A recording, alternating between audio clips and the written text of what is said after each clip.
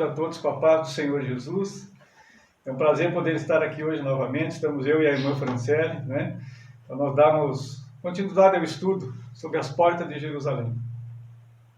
Nós vimos até agora, se não me engano, 5 portas. A primeira foi a porta das ovelhas, depois a porta do peixe, a porta velha. No vídeo passado nós falamos sobre a porta do vale e a porta do monturo. E hoje a nossa ideia é abordar mais 3 portas, a 6ª, a 7ª e a 8ª. Mas antes eu queria recapitular em poucas palavras o que nós vimos no vídeo passado, né? Nós falamos da porta do vale e a porta do monturo. Essas 2 portas elas ficavam na parte sul de Jerusalém. Estavam distantes mais ou menos uma da outra 450, 500 metros, aproximadamente isso. E essas 2 portas elas davam de frente para o mesmo vale, o Vale de Inom. Os viajantes, quando eles vinham para Jerusalém do sul, eles passavam por esse vale. E chegavam, entravam na cidade passando pela porta do vale. E ao passarem por essa porta, eles encontravam ali segurança, descanso, proteção. Quando a Bíblia fala em vale, ela nos arremete para momentos de dificuldade, de luta, de adversidade, momentos difíceis. Essa é a realidade. Mas também a Bíblia nos lembra que existe uma saída. Existe uma porta que nos conduz para um lugar de proteção, de descanso e de segurança, para um alto refúgio. Existe uma porta de escape do vale. Essa porta chama-se Jesus. E a outra porta, a porta do monturo. Monturo significa lixo. Era por essa porta, queridos, que todo o lixo da cidade de Jerusalém era retirado e jogado no Vale de Inom. Esse Vale de Inom é considerado um local abominável para Deus, porque ali, além de tudo aquilo que era descartável, toda essa simbologia que existe em torno do lixo, daquilo que nos contamina, ali eram cometidas muitas abominações pelo povo de Deus quando se afastou do Senhor. Então ali é um local que Deus abomina, vamos colocar dessa maneira, simbolizando assim. Isso faz referência a todo o lixo que precisa ser jogado fora da nossa vida. Aquilo que está dentro de nós e nos contamina, que ocupa um lugar que deveria ser ocupado por Deus, pelo Espírito Santo. Nós estamos permitindo que esse lixo fique acumulado no nosso coração. Precisa ser jogado fora, para que Deus possa vir e habitar por completo na nossa vida e fazer as mudanças que precisam ser feitas na nossa vida. Vamos partir para a 6ª porta. A 6ª porta, a primeira porta de hoje, é a porta da fonte. Eu quero ler com vocês Neemias capítulo 3, versículo de número 15. Diz assim: A porta da fonte reparou a Salum, filho de Coosé, maioral do distrito de Mispá. Essa porta da fonte, ela ficava próxima ao tanque de Siloé. Siloé significa enviado. Foi lá, próximo ao tanque de Siloé, que lá em João capítulo 9 está registrado, sim, que Jesus curou um cego de nascença. Lembra? Ele untou os olhos do cego e depois mandou que ele se lavasse no tanque de Siloé. Como a própria palavra diz, tanque de Siloé, ele não era uma fonte de água, não era uma nascente de águas, ele era um receptáculo. Então o tanque de Siloé, ele recebia as águas que vinham de um outro local. Essas águas vinham da fonte de Gion.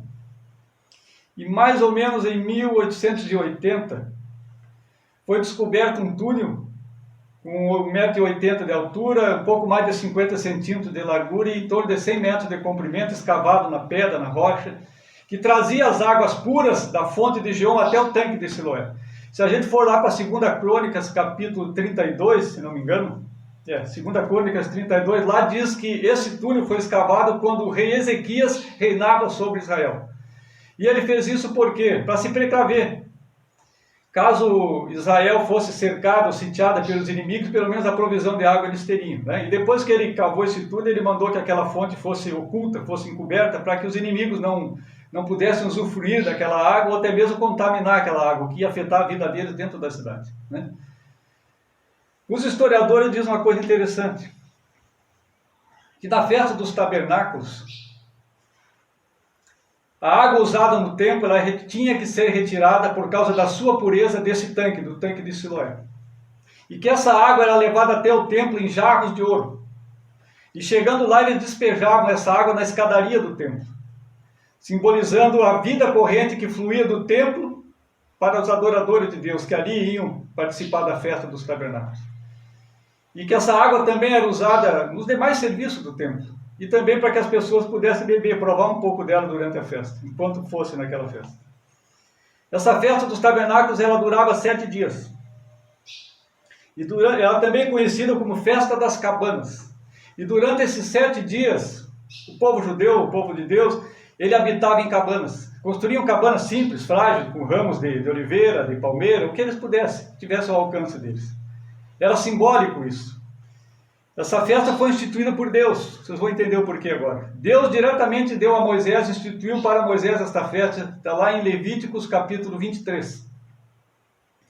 E ela simboliza o seguinte: a fragilidade, ela destaca, faz o povo se lembrar da fragilidade do ser humano diante de toda aquela peregrinação do povo no deserto e da providência de Deus.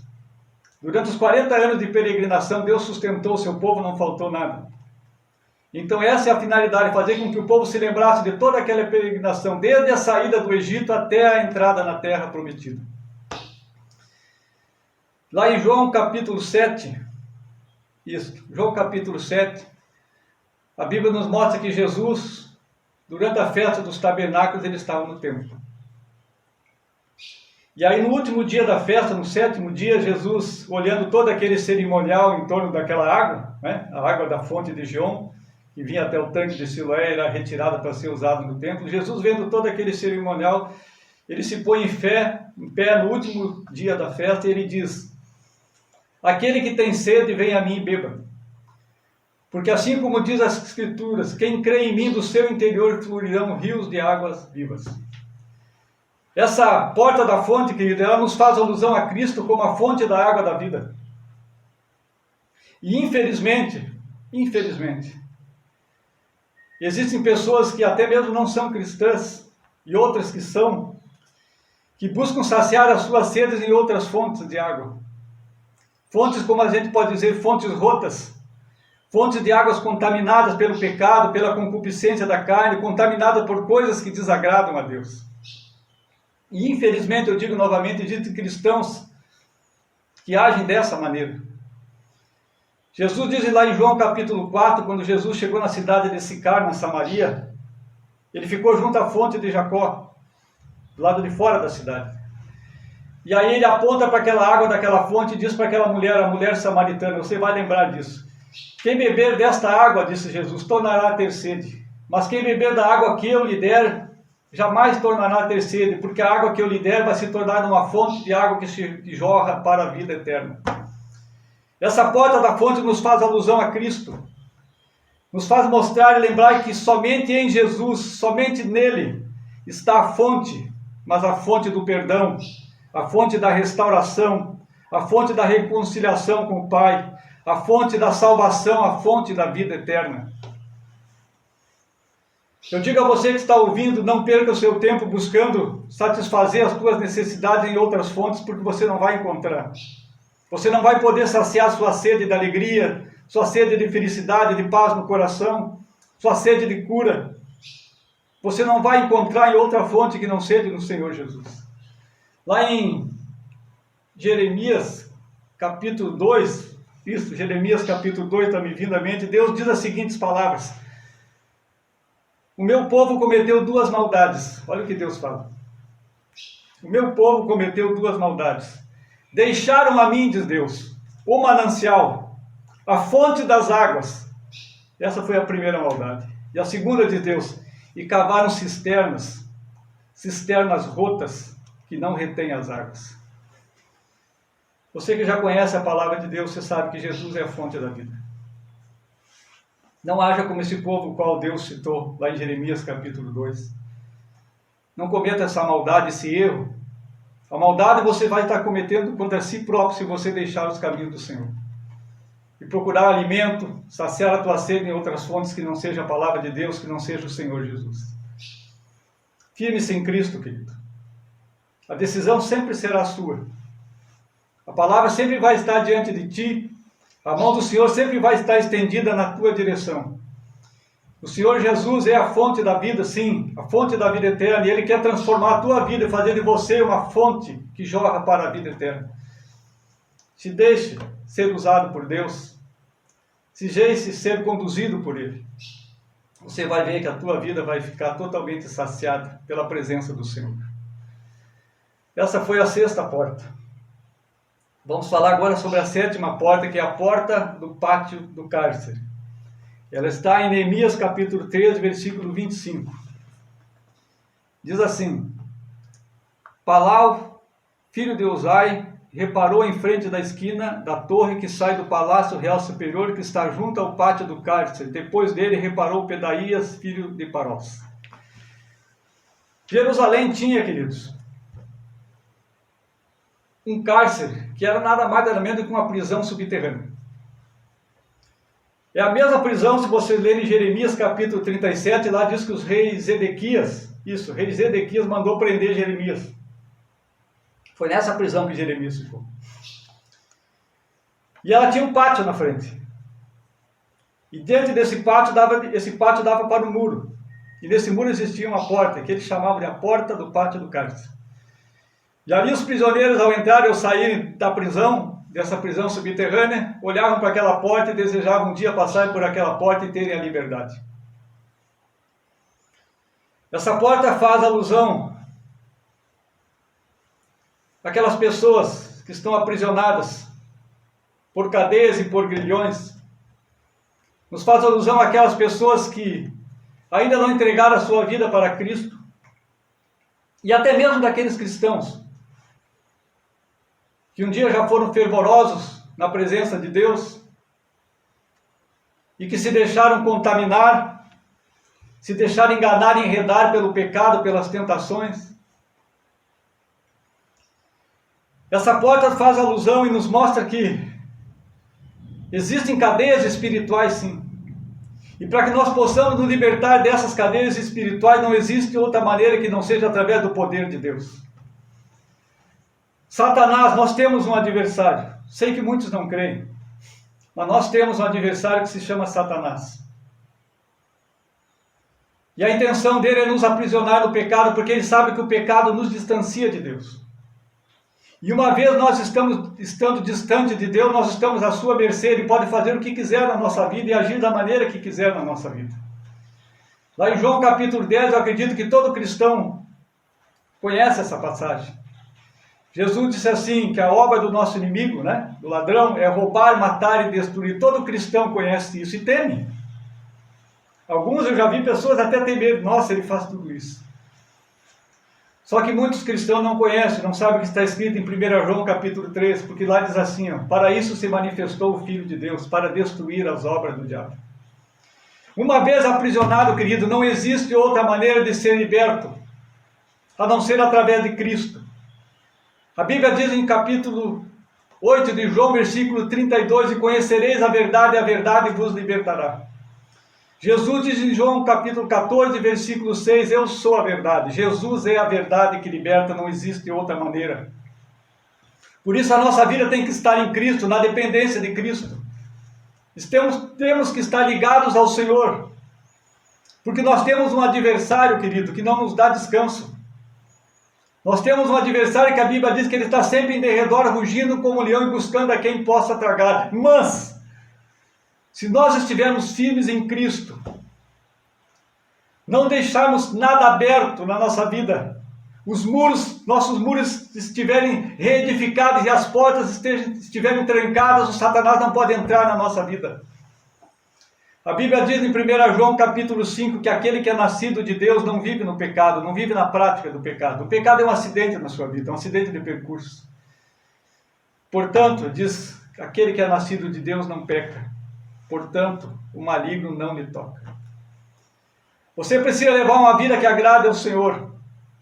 E saber que maior é aquele que está em você do que aquele que está no mundo. Não existe outra maneira de sermos libertos a não ser através de Jesus Cristo. Cristo quer nos libertar por completo, Ele quer fazer essa obra na tua vida. A questão toda é que existem algumas pessoas que gostam de ser prisioneiros, Vão na igreja, louvam o Senhor, pregam, adoram, contribuem, são dizimistas. Ótimo. Estão fazendo o que a palavra diz. Mas mesmo assim estão escravizadas.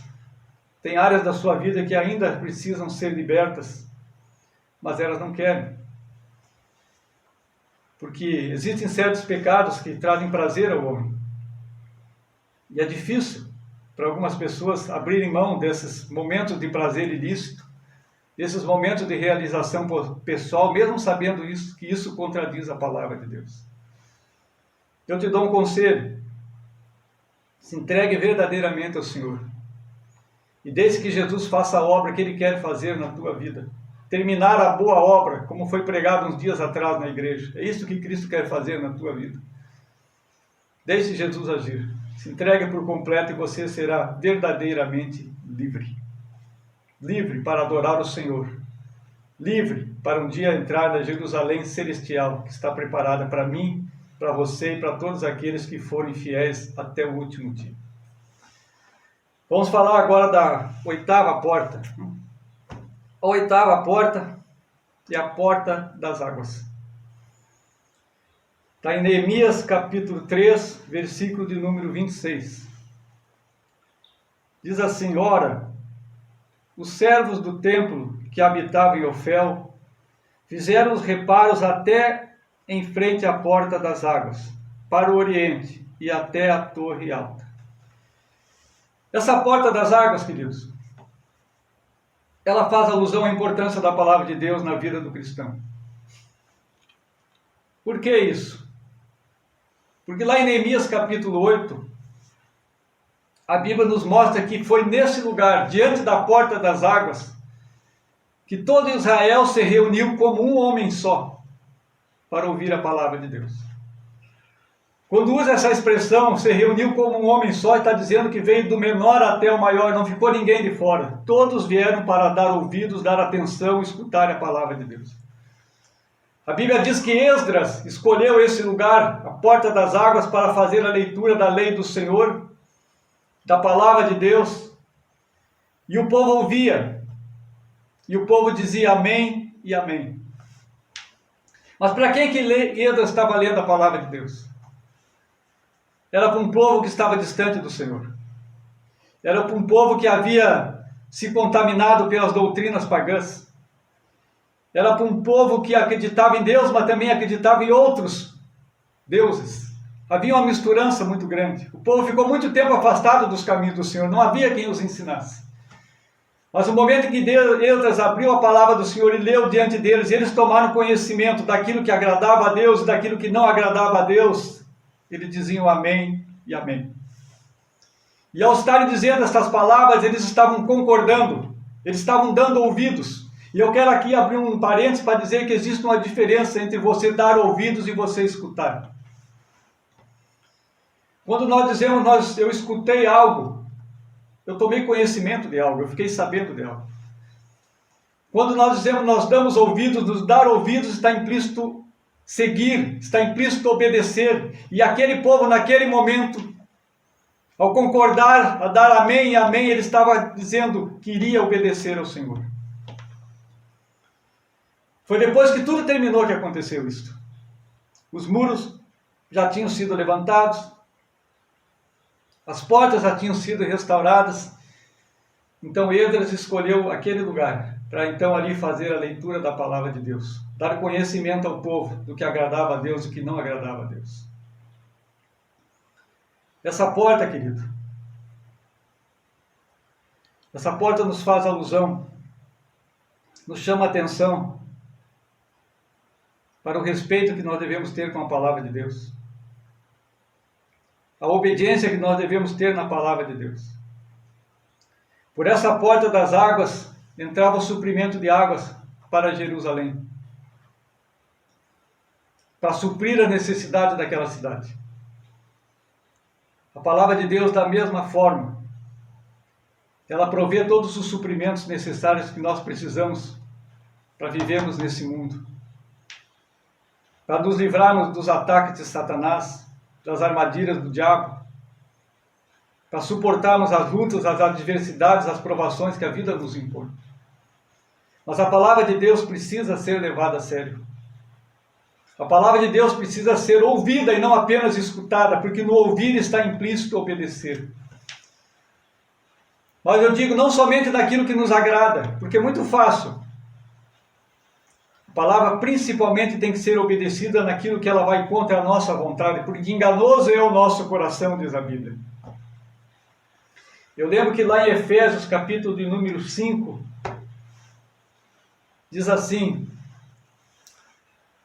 Jesus amou a igreja de tal maneira que a si mesmo se entregou por ela, para a santificar, purificando-a pela lavagem da água, pela palavra, para apresentá-la a si mesmo, uma igreja gloriosa, sem mácula, sem ruga, mas santa e irrepreensível. Eu pergunto, como nós temos nos apresentado diante de Deus como igreja? Como você tem se apresentado diante do Senhor? Santo? Irrepreensível? Purificado? Lavado pela palavra do Senhor? Como você tem se apresentado? A Bíblia diz em João capítulo 17, quando é chegada a hora de Jesus, ele ora ao Pai, e aí ele ora por todos aqueles que haviam crido na palavra dele, os discípulos que ali estavam com ele e todos os demais. Mas Jesus vai mais adiante, ele diz: eu oro não somente por este, Senhor, mas por todos aqueles que pela tua palavra hão de crer em mim. E depois no versículo 17 do mesmo capítulo ele diz assim: Pai, santifica-os na verdade. A tua palavra é a verdade. Essa porta das águas, ela simboliza um recomeço, uma nova caminhada, um novo compromisso com Deus.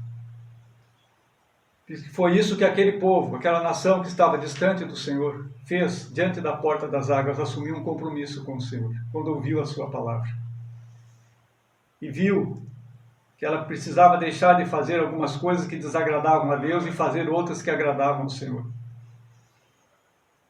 Faça o mesmo você hoje, renove os teus votos, os seus compromissos com Deus hoje, no momento que você estiver ouvindo essa palavra. Quem sabe você precisa deixar que a sua vida seja mudada, lavada pela palavra. Eu sei que você já ouviu esse versículo, quem sabe muitas vezes você já leu ele. Lembra o versículo 105 do Salmo 119? Diz assim: lâmpada para os meus pés é a tua palavra e luz para o meu caminho. Lindo versículo, né? Faça uso dele. Chega de você tentar dirigir a sua vida, de tentar guiar os teus passos. Se deixe ser dirigido, se deixe ser guiado pela palavra de Deus. Não existe coisa melhor do que isso. Porta da fonte. Jesus é a fonte de todas as nossas necessidades, para suprir todas as nossas necessidades? Claro que é. Sem dúvida alguma, Jesus é a fonte para suprir todas as nossas necessidades. Mas, e principalmente, o perdão, a restauração, a salvação. Jesus é a fonte da vida eterna. Essa deve ser a nossa prioridade, a nossa busca. Porta do pátio do cárcere.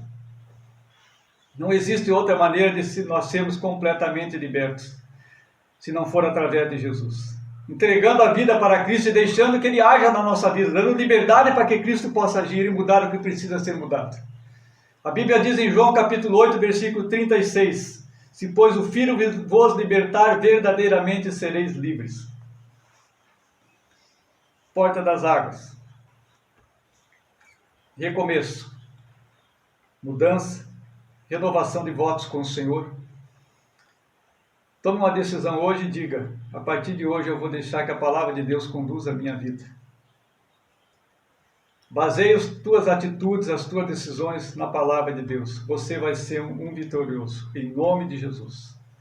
Que Deus abençoe a todos. Encerramos aqui hoje esse vídeo. E se assim Deus permitir, até o próximo. Em nome de Jesus. Amém.